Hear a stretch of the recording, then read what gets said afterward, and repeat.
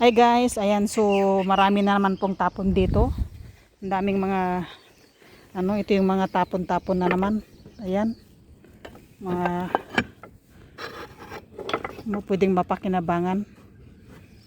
Ito may takip pa, maganda yung takip nito Pwede paglutuan ng sisig. Ayan. Ito kawali non-stick ba to? Ito maganda Ito ang bigat. Ano to? Ay, ang bigat. Ano to? Ay, maganda to Pang anuhan. Agay. Ayan, ito pa isa. Ayan. Mga kawali. Pero hindi ko na to kukunin guys, kay mabigat na masyado yan. Yan. Yan, sa gustong kumuha dito.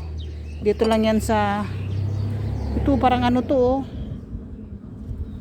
Pwede siya sa hindi siya non-stick. Kasi walang gas-gas Ayan yung mga tatak Ito maganda. Ayan, sa gusto ng kawali, mga palayok. Ito pa isa maganda. Ayan Tapos ito isa malaki paglutuan ng sabaw. Pag lutuan ng sinaing na isda. Sinaing na isda guys. Ito may mga takip pa, kompleto yan Paglutuan ng sinaing na isda. Ito